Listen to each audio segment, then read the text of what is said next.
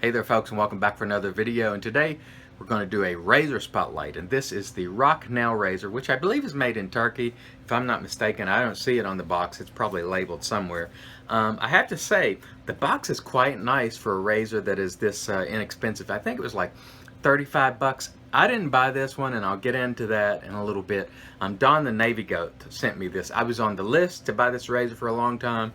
I never heard anything, but again, I'll touch on that in a little bit. Nice presentation here with the box. You see their logos. Actually, I don't know how they put that in the box, but it's in there. It's not a sticker. It's quite nice, and it's a heavy-duty box. And as you open it, it is made in Turkey, by the way. They have a nice little thing here that tells about the razor. Again, heavy-duty. Got some, looks like burlap in there. Packaged well. Pretty nice presentation for a $35 razor-ish. This is a really nice box, so good job on the presentation. And here we'll give you a quick glance at this razor and tell you about the type of blade it uses before we go over and take a closer look at it for you. Here is the Rocnel razor, as you can see here, and this is a heavy beast. You can put another handle on this razor. You can unscrew it, and this little screw thing here comes out, so you can use it with another handle, which I probably would, because this is a heck of a heavy razor. I mean, it's like holding a little mini hammer in your hand. Very handle heavy, in my opinion. A little bit unbalanced there. It uses a double edge razor blade snapped in half, and go watch my video yesterday where I talk about this. You got to be really careful with this when you're snapping it. Put it in a hand towel or something so you don't cut yourself. Somebody will get cut doing this, almost guarantee it. All right, let's go take a quick look at the razor up close, then we'll come back and give our thoughts on this. Stay tuned. Okay guys, and here we have the Rocnel single edge razor, and as you can see there, the blades, as you put it in, or the blade I should say, sticks out quite a bit. And the reason is the head is not quite as wide as a standard DE razor. There you see the difference. The machining on this is pretty good. I don't see any major flaws in it. There's the Rocnel stamp, 2016. And very heavy beast of a razor. Now, one of the things I want to mention, I took a picture of this the other day and I'll show it to you. Go ahead and look at the pics, then I will explain it.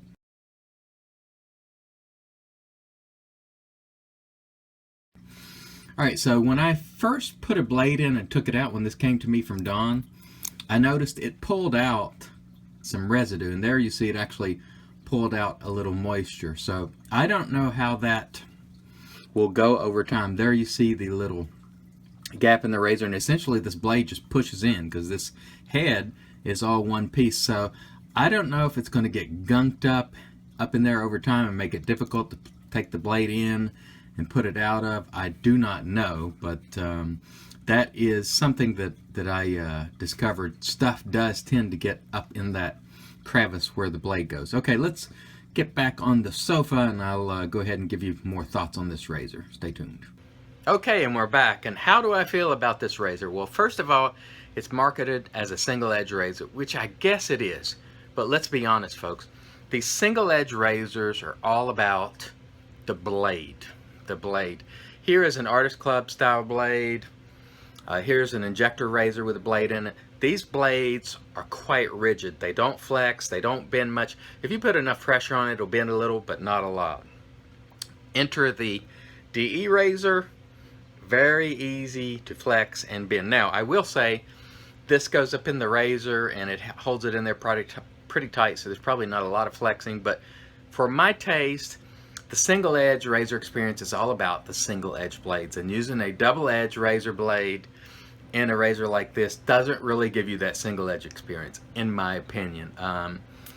For my money, I would just buy a double edge razor rather than, you know, buying a single edge razor and sticking a double edge blade in it. It just doesn't make a lot of sense to me. It is creative, I'll give them that, but it just doesn't provide for me the same experience that this guy does. It doesn't. It's a little rough, at least with the Astro blades. I will try some more blades, and if that changes, I'll come back and let you guys know. It's a good shaver. It shaves well, but it's not smooth. Like, it's not smooth like your Above the Tie or your Wolfman or your Weber or even an Edwin Jagger. It's just not a smooth razor. To me, the balance feels off because this heavy, heavy handle. Again, you can fix that with another handle, but then this head's going to be so heavy that you might get off balance if you don't find exactly the right handle. So for me, it's a good shaver, not a great shaver. And the idea of using a single edge, or excuse me, a snapped in half double edge razor to provide a single edge experience, it just doesn't hit the mark for me. I'm going to be honest with you. Another thing that I should mention. Now, Don sent this to me, Don the Navy Goat, because he could not, he couldn't really deal with the blades and stuff. You know, he's an older gentleman. His dexterity probably isn't what it used to be. He just couldn't deal with it, so he sent it to me, and I appreciate that. We'll keep using it and see how we feel about it. I was on the list for this razor almost from the first time they began advertising. So they had a waiting list, right? So Inspector Furnicola, I think he shared it on Instagram, and we all saw it. And this was last year sometime. I can't remember exactly when, but it was, I got on the waiting list very early on. And then I noticed people started getting these razors in, and I was like, oh, okay, I must have not been very early on the list. And then I started asking people when they were put on the list, and some of them were like, oh, it was up on their website for pre-order, and I'm like, what?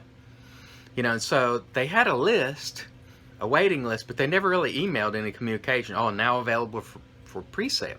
So they didn't really have a waiting list as far as I'm concerned, because there were a lot of people getting them, and when I asked them, when'd you get on the list? Oh, a month ago, 2 months. I was like, wait a minute, we've been on the list since, you know, last year sometime. And so that sort of put me off a little bit. Customer service, iffy. So when I started seeing them pop up, I emailed them. Didn't hear anything. Emailed them again. Didn't hear anything. And maybe on the 4th time, they finally replied and just sent me like the cost of the razor and like that I could buy it. And by that time, I was like, you know what? It's not worth my time. You know, I'm not fooling with them, because to me, if you have a waiting list, honor your waiting list. You have people who are waiting to buy this razors.